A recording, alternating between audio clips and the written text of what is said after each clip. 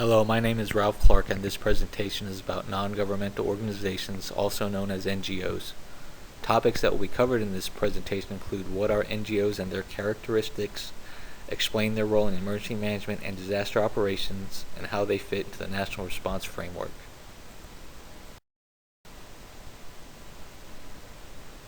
A non-governmental organization is a legally constituted non-for-profit entity created by private organizations or people that do not represent government interests. Non-governmental organizations are usually created to represent the specific interests of its members.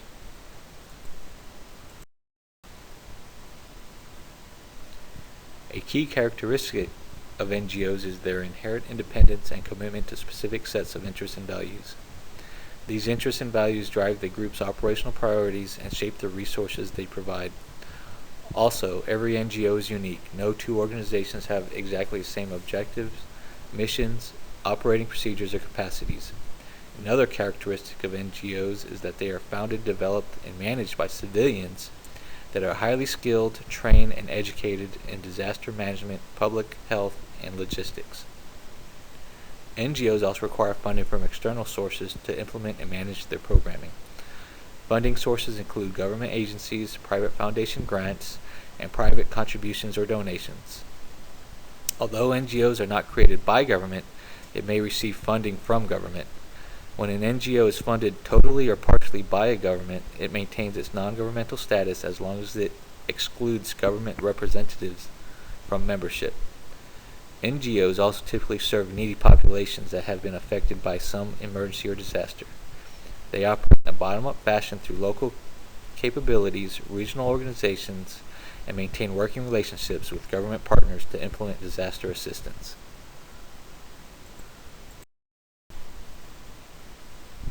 There are many types of NGOs, from community to internationally focused groups. Community-based organizations spring from personal initiatives. These can include neighborhood, religious, or educational organizations that typically help the urban poor. Examples include soup kitchens and local church shelters.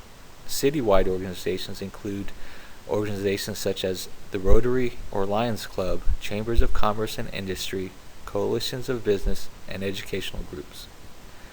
National NGOs include organizations such as the American Red Cross and the Salvation Army. Many national NGOs have state branches and assist local NGOs. International NGOs range from secular agencies to religiously motivated groups. Their activities vary from mainly funding local NGOs, institutions, and projects. One of the most prominent international NGO is the International Red Cross and Red Crescent.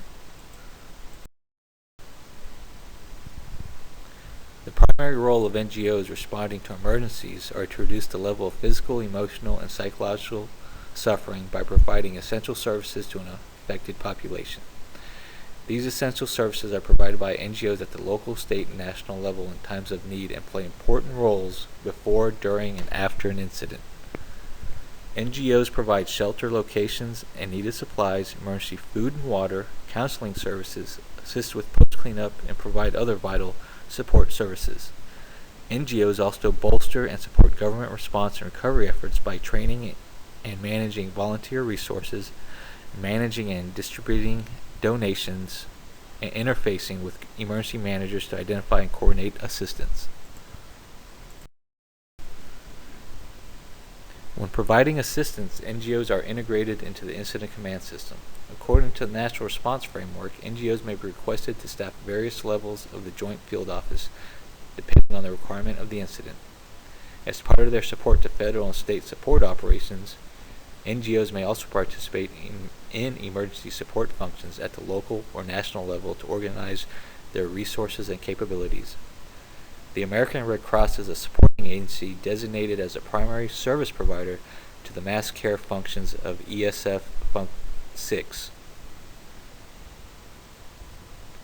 While it does not direct other NGOs, the American Red Cross takes the lead in integrating the efforts of the national NGOs that provide mass care services during response operations. Another critical organization is the National Voluntary Organizations Active in Disaster. This organization acts as a primary point of contact for many NGOs in the National Response Coordination Center at FEMA headquarters.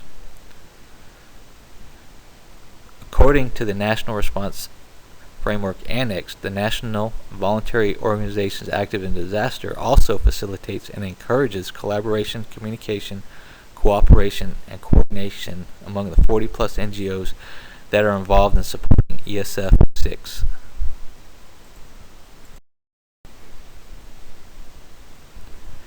In this presentation, we covered what NGOs are, their characteristics and roles in disaster, and how they fit into the National Response Framework. I hope you found this presentation informative and helpful in your future dealings with NGOs during emergency management operations.